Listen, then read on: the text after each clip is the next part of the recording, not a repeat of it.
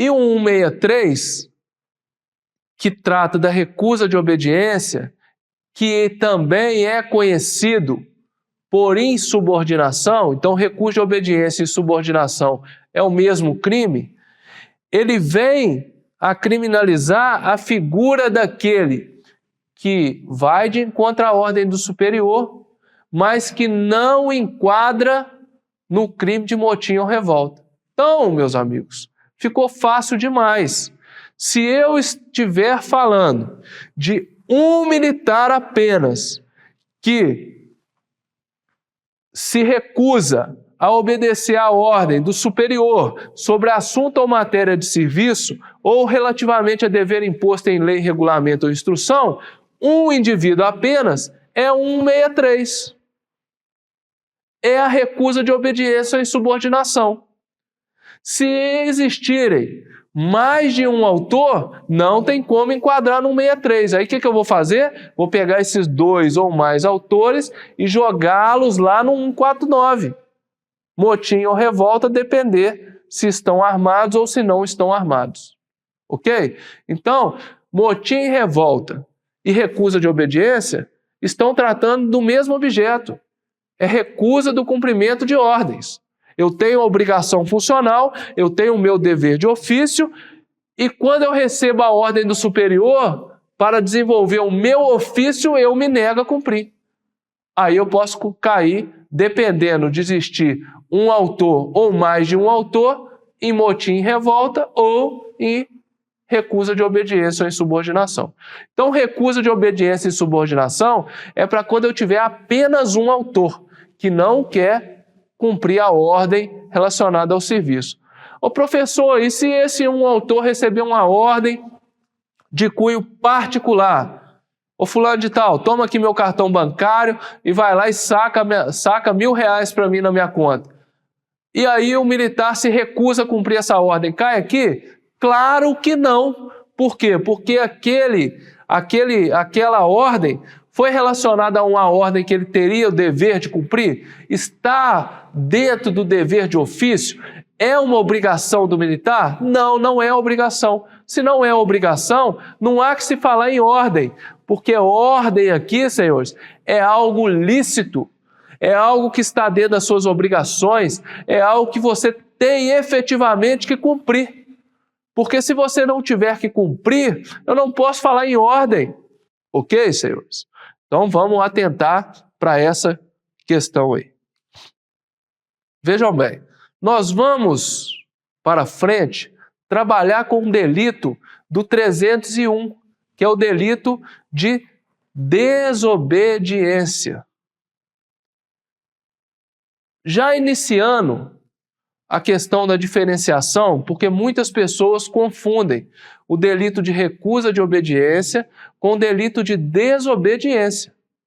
Então, o 163, na verdade, ele é uma norma mais especial em relação ao 301, que é desobediência.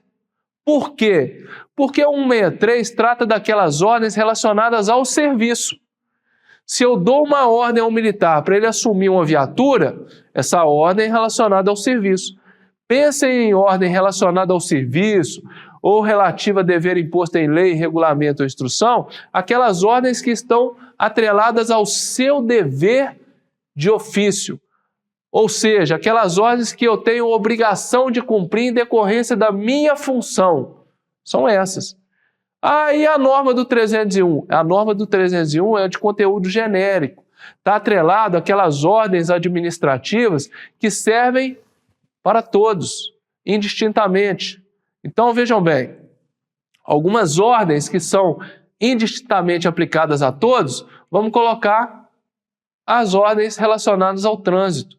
Código de Trânsito Brasileiro, é só o civil que tem que se vincular a ele, cumprir essas normas? Não, todos nós temos, ok?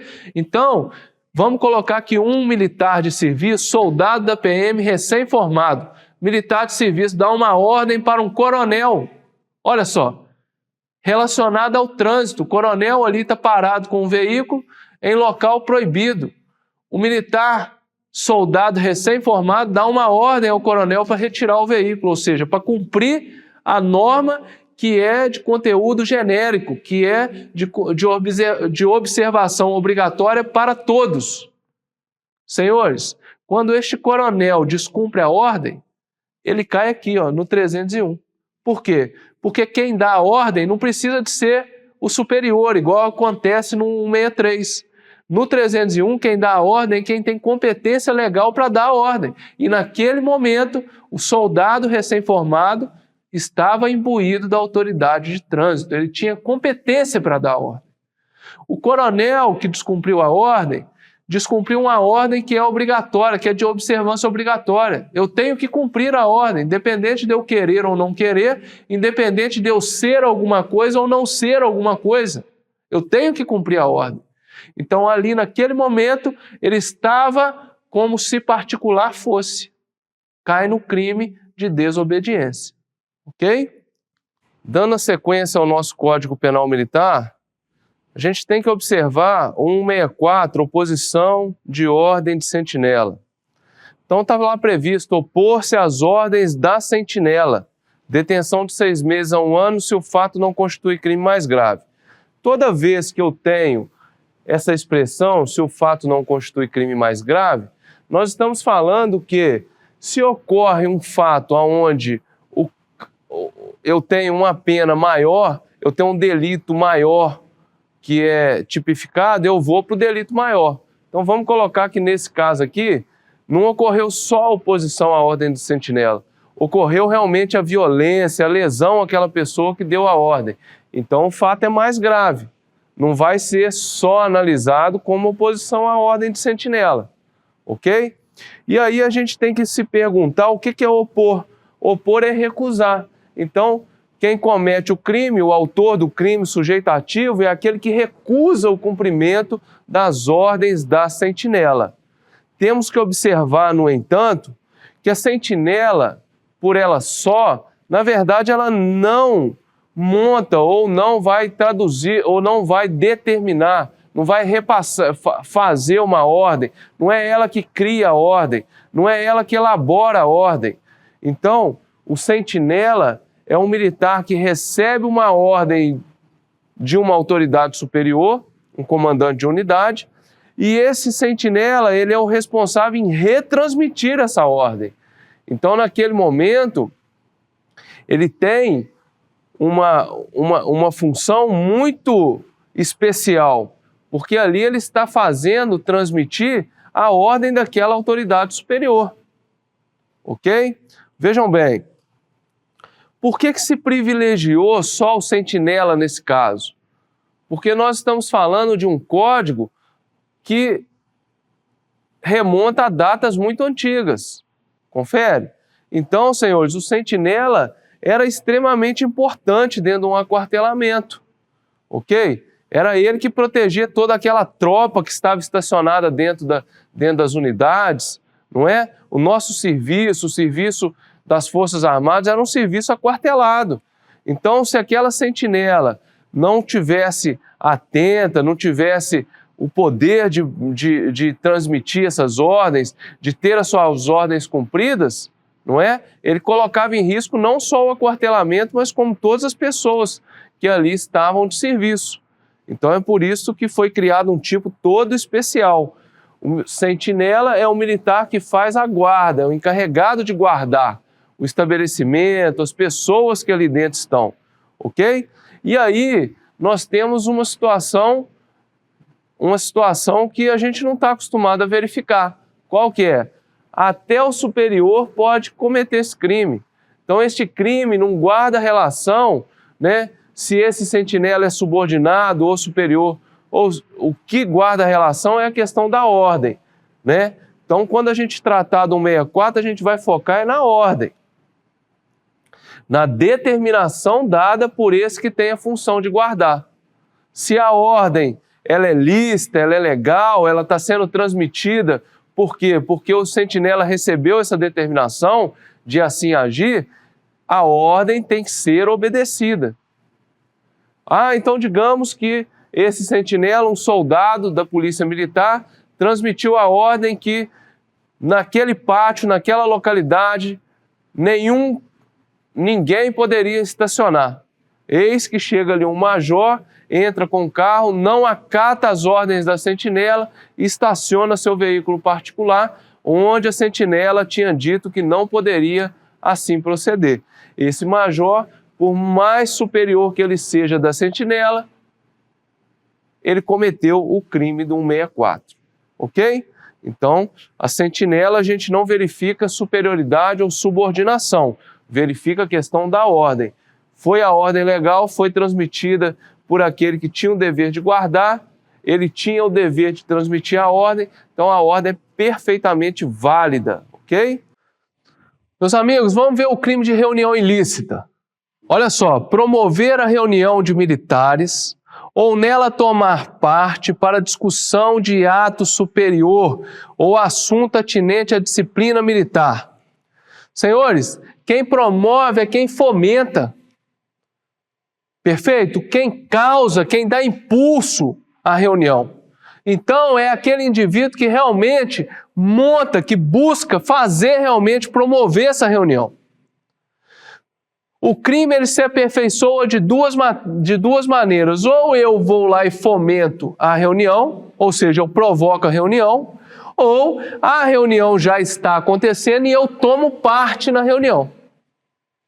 Mas qual a finalidade dessa reunião? A finalidade, senhores, é que nesta reunião o assunto é para discussão de ato superior. Como nós estamos tratando de crimes militares, de instituições militares que vão trabalhar muito com dois pilares, hierarquia e disciplina, quando eu discuto um ato superior é como se eu estivesse quebrando a disciplina institucional. Então é ato superior ao assunto atinente à disciplina militar. A disciplina militar estaria no sentido das normas que eu teria que seguir. Então a instituição coloca uma série de normas para que os militares se atenham, sigam aquelas normas. A partir do momento que eu discuto essa disciplina, quer dizer que eu estou indo contra o sistema. Por isso que a situação não é autorizada. Tá certo? Não é permitida, cai em crime. Publicação ou crítica indevida. Publicar o militar, assemelhar, nós já falamos que essa figura não existe mais, sem licença, ato ou documento oficial, ou criticar publicamente ato do seu superior, ou assunto atinente à disciplina militar, ou qualquer resolução do governo. É outra situação, senhores. É uma publicação, uma crítica indevida, que não é aceita, por quê? Porque nós estamos trabalhando com hierarquia e disciplina. Funciona diferente do mundo civil, senhores. A partir do momento que o militar, ele torna público, ele divulga uma informação que ele não está autorizado a divulgar, que ele não tem licença para divulgar, ele está atentando contra o pilar da hierarquia e da disciplina. Porque disciplina é o fiel acatamento às normas. Quando ele critica, ele fala mal, ele censura publicamente na frente das pessoas, por WhatsApp, Facebook, etc., ato do seu superior, ele está quebrando uma regra de hierarquia, aonde o subordinado tem que respeitar tanto a vida particular quanto a vida profissional do superior. Perfeito? O superior ali naquele caso, ele representa aquela regra institucional de segmentos de cargos na linha vertical. Então, quando ele critica o ato do superior, é como se ele estivesse criticando a própria instituição, a própria figura hierárquica que existe. E nesse sentido, senhores, quando ele critica a resolução do governo, ele está criticando o chefe máximo da instituição. Perfeito? Porque no Estado, o governador do Estado é o chefe máximo das instituições militares. Quando eu falo no nível federal, o presidente da República é o chefe máximo das Forças Armadas. Então é como se ele estivesse criticando o seu próprio superior. Quebra o pilar da hierarquia e disciplina. Por isso que é criminalizada a figura.